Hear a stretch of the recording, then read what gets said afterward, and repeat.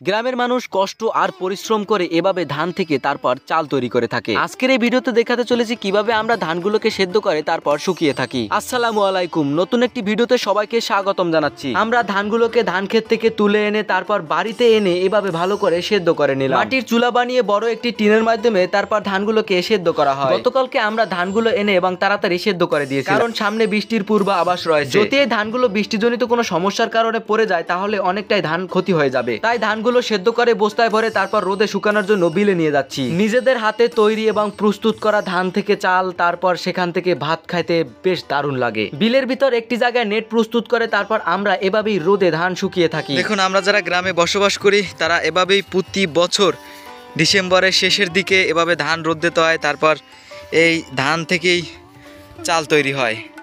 আমাদের বাড়ি থেকে হালকা একটু দূরে ধান শুকানোর জন্য রোদে দিয়েছি, তাই আমি এই জায়গায় একটু ঘর তৈরি করব। যেহেতু আমাদের বাড়ি থেকে হালকা একটু দূরে ধানগুলোকে রোদে শুকানোর জন্য প্রস্তুত করেছি, এখানে একটি ঘর তৈরি করতে হবে এগুলো পাহারা দেওয়ার জন্য। বিশেষ করে গ্রামের প্রায় জায়গায় ঘরগুলো তৈরি করে থাকে। গ্রামীণ এই পরিবেশের অপরূপ সৌন্দর্য যদি না দেখেন তাহলে কোনোদিন উপলব্ধি করতে পারবেন না। এখন আমরা এই মুহূর্তে আমাদের ধানটি শুকানোর জন্য প্রস্তুত করেছি, ঠিক পাশেই আমরা এই ক্যাম্পটি নির্মাণ করেছি। এখানে বসে একেবারে পুরোপুরি এই ধানের রক্ষণাবেক্ষণ এবং দেখাশোনা করতে পারবে।